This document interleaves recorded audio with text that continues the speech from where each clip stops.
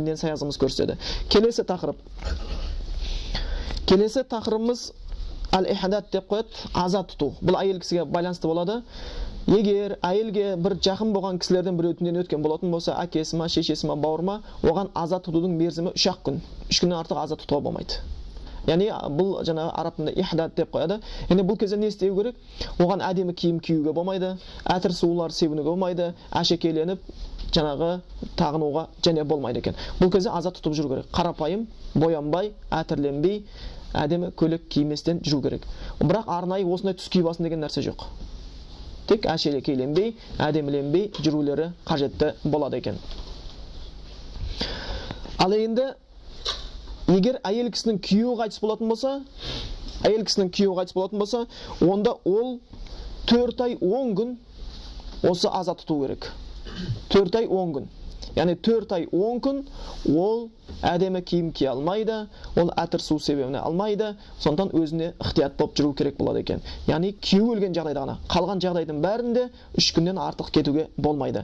Бұл хадистен және бір нәрсені байқаймыз, әйел кісілерге күйеуіне деген құрметке кішкене басымырақ болу қажеттілігі. Өйткені пайғамбар Мұхаммед Мұстафа саллаллаху алейхи ва саллям да сахаба әйелдерді көп ескертетін, құтбалардың көбісінде қалай күйеуіңмен қарым-қатынасың дұрыс па деп сұрайтын еді сахаба әйелдерін. Иә, дұрыс десе, иә, ықтият болдыр бұл мәселеде. Өйткені ер кісі сендерге жәннатқа баратын есік деп айтатын еді. Бірақ ер кісі де бұл жерде жаңағы секіріп кетпестен, семіріп кетпестен әйелдің хақысын беруге әрқашан ықтият болу керек. Өйткені әйел Аллахтың алдында аманат. Сол үшін еркек адамға әйел аманат, ал әйел адамға еркек жәннатқа баратын бір себеп болып табылады екен. Сондықтан Аллахтың берген себебін пайдалануымыз керек. Сондықтан туған әке шешесі өліп жатқан күннің өзінде әйел кісі 3 күн ғана аза тұтатын болса, күйеуінде 4 ай 10 күн аза тұтады екен. 4 ай 10 күннен кейін оған істеген ісінде айып болмайды екен. Және де осыған қатысты және бір мәселе, бұл сабырлыққа шақыру. Енді бұл жоғары айтып кетті, тәазия, сол сабырлыққа шақыру болып келеді. Одан кейін бұл өзіміздің сабырлық қылуымыз. Өзімізде сабырлық қылуымыз керек. Және сол қиындық түскен кезде сабырлық қылуымыз керек. Айқайға салмастан, кейін сабырлық қылғаның, мейлі сабыр қылдым деген ол дұрыс емес. Көп кездесетін жағдай, жылқысын жоғалтып алады, 4-5 жылқысын 1 апта іздейді, 2 апта іздейді, 1 ай іздейді, табылмады, мейлі Алла жолында садақа дейді. Қаяқтың садақа болса? Сол жоғалмай тұрғанда берсең садақа.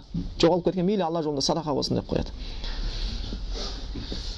Шынымен де бұндай нәрсе болмайды. Тура сол сияқты өлген кезде сабырлық көрсетпей, айқайды, шуды шығарып, жер тепкілеп, көйлек жыртып, бетті жыртып, шашты жұлып, жылап да, одан кейін барып 1 апта өткеннен кейін барып, мейлі енді сабыр қыламыз, енді қайтеміз, енді өлген артынан өлмей жоқ деп отырамыз. Бұл сабырлық емес. Сабырлықты тура дер кезінде істеу керек. Қиындық түскен кезде көрсету керек сабырлықты. Сол кезде Аллахты еске алу керек. Сол кезде Аллахтан сауапты үміт ету керек. Сол кезде тағдырға ризашылығыңды білдіруің керексің. Пайғамбар Мұхаммед Мұстафа саллаллаху алейхи ва саллям бір күні кетіп бара жатса, бір әйел кісі өзінің баласы қайтыс болыпты, соның қабірінің қасында жылап отыр екен. Пайғамбарымыз сырт жағынан өтіп бара жатты, сабыр қыл, исбири, сабыр қыл деп айтады. Сонда әйел кісі пайғамбарымыз екенін білмейді, оған айтады, көрер едім басыңа келсе дейді. Көрер едім сабыр қылғанды басыңа келсе дейді.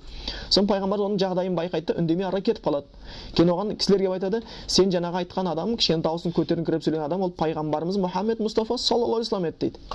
Әйел кісі ұялады да пайғамбарымызға барып кешірім сұрайды. Кешіріңіз, мен сіз екеніңізді білмей қалдым дейді. Мен сіз екеніңізді білмей қалдым дейді. Сонда пайғамбар айтқан екен, ас-сабру инда садматил ула, сабырлық қиындық түскен кезде болады дейді. Сол кезде көрсеткен сабырлығың сабырлық. Сондықтан сен қасыңнан бір адам өмірден өтті ма, әкең ба, шешең ба, балаң ба, әйелің ба, жаман айтпай жақсы жоқ дейді. Осында өйткені бәріміз өлмек үшін туғанбыз. Өткен болатын болса, сол кетті деген кезеңде сабырлық көрсетуің керексің. Инна лиллахи ва инна илайхи раджиун деген сөздер айтып, біз Аллахтың жаратқандарынанбыз, Аллахқа тәнбіз, қайтатын жеріміз Аллахқа деп сабырлық көрсетуіміз қажетті болып табылады екен. Ал енді одан кейін айқай шуға салып, бетіңді жылап, еңіреп, жер тепкілеп алып, одан кейін 1 күн, 2 күннен кейін көрсеткен сабырлығың ол сабырлық болмай қалады. Қиындық түскен кезде сабырлық көрсету керек. Ай, сенің осы машинаңды ұрлап кеткен кезде тура сол кезде сабырлық көрсет. Балаңды машинаға қағып кеттің, тура сол кезде сабырлық көрсет. Тура сол кезде сабырлық көрсетуге тырыс. Әрқашанда одан кейінгі сабырлық, одан кейін сабырлық қылмақ тұрмақ біз ұмытып та кетіп жатырмыз, дұрыс па? Одан кейін ұмытпай кетіп жатыр өлгендерін, сабырлық қылмақ тұрмақ. Сондықтан сабырлықты тура өлген жана қиындық түскен кезеңде көрсетуіміз керек. Бұл тек қана өлке қатысты айтып жатқан жоқпыз, жана кез келген өмірдегі қиындық жағдайлар болса айтып жатырмыз. Өйткені Аллах Тағала бізді сынаймын деп айтқан міндетті түрде біз өмірге келгеннен кейін сынақ көретініміз рас.